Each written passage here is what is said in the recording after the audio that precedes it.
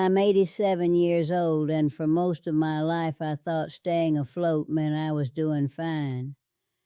It took me this long to realize I confused survival with living. I'm sitting in a quiet room as I say this. The house is still. That kind of stillness only comes when most of the people who once filled it are gone, or too far away, or simply living lives that no longer brush up against yours. I'm not telling this to feel better about myself. At my age, that ship has passed. I'm telling it because time has made certain things very clear. And I don't have much time left to pretend otherwise. When you're old, you stop imagining the future. You measure everything in memories instead. Some are warm, some are sharp, and some are just empty spaces where something should have been. Most of my life was spent being responsible. That's what I called it. Responsible sounded noble. It sounded like I was doing the right thing. I worked, I showed up, I paid bills. I didn't cause trouble. I kept things moving. And for decades I thought that was enough. I grew up during a time when you didn't talk much about feelings. You did what needed doing. You kept your head down. You were grateful you had a job at all. In my 20s, I took the first stable work I could find. It wasn't a dream, but it paid regularly. That mattered more than dreams back then. I told myself I'd figure out the rest later. I got married young, not because of fireworks or grand romance. It just made sense. We were good people. We were dependable. We could build something steady. And we did, on paper. We had routines, morning coffee, evening news, weekends spent catching up on chores.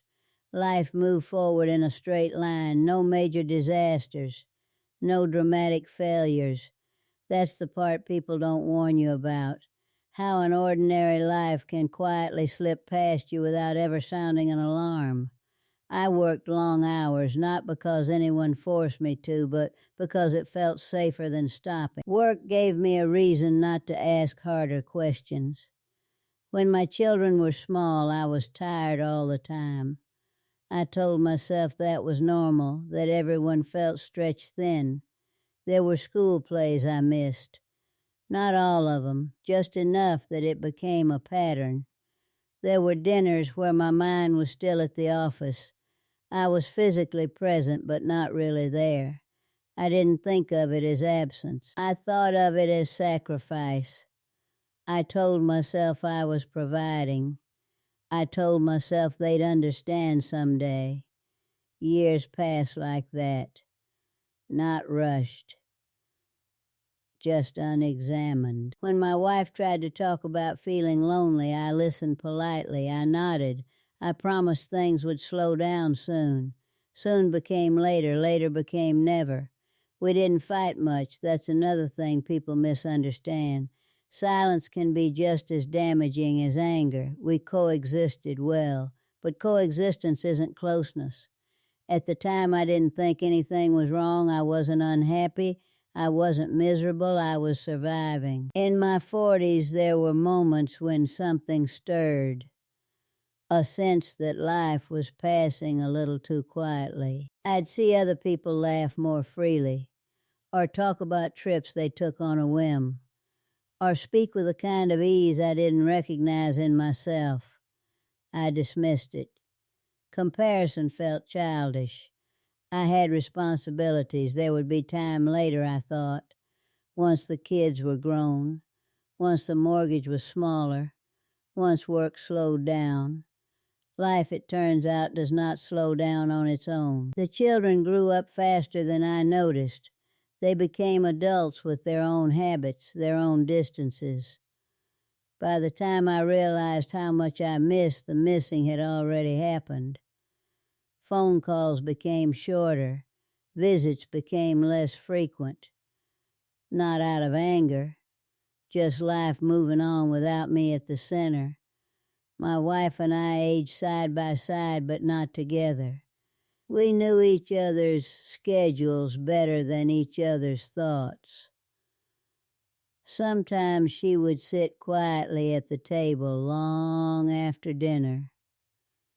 I would clear the dishes and assume she wanted space. I never asked the right questions. I never lingered long enough to hear the answers. Then she got sick, not suddenly, not dramatically, just a slow decline that rearranged our days. Doctor appointments replaced casual conversations. Medication schedules replaced shared plans. In those months, I was still focused on managing things, doing what needed to be done. I was very good at that. What I wasn't good at was sitting still with her fear, with her sadness, with the unspoken understanding that time was narrowing. The night she died was quiet. No final speeches, no profound last words, just a long breath, and then none. After the funeral, people told me how strong I was, how steady. I nodded and thanked them. Strength is a strange compliment when you're empty. The house felt larger after that, not physically, emotionally. Every room reminded me of how much of our life had been spent just getting through the day. I tried to keep busy. Old habits die hard. But without anyone else to manage life for, the noise faded. That's when the questions got louder. I started thinking about all the later I had counted on, how casually I'd assumed it was guaranteed, later to talk, later to travel, later to sit and really listen, later never arrived. Friends from work drifted away once I retired. We had been connected by schedules, not by souls. Days became long, not unpleasant, just quiet in a way I wasn't prepared for. I began to notice how few people would remember me deeply, not because I was cruel or unkind, just because I hadn't been present enough to leave a strong imprint. That realization hurt more than I expected. I had lived a careful life, a decent one, but I had not lived a full one. The hardest part isn't regret the way movies show it.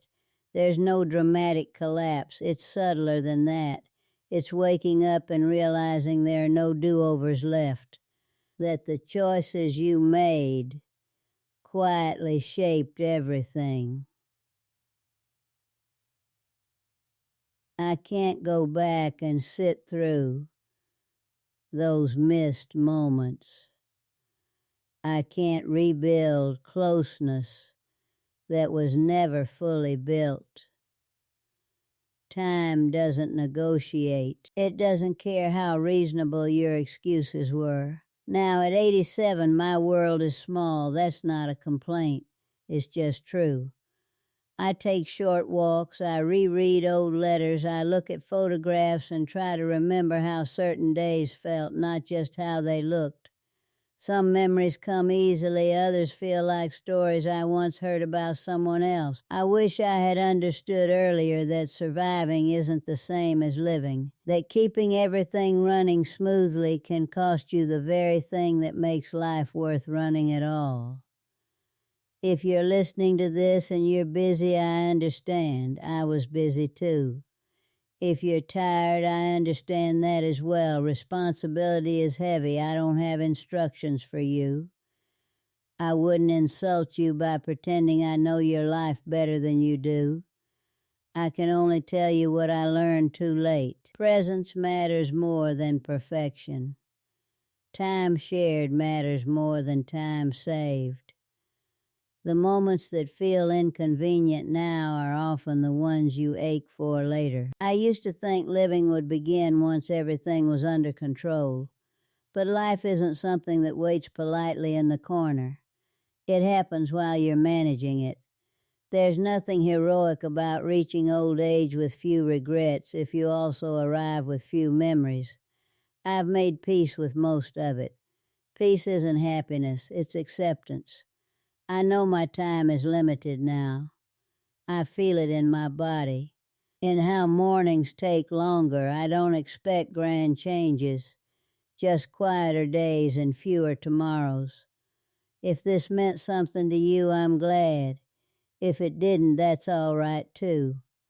I just wanted to say the truth out loud before I couldn't anymore. Because surviving kept me alive, but living is what I wish I had done more of. And now all I can do is remember.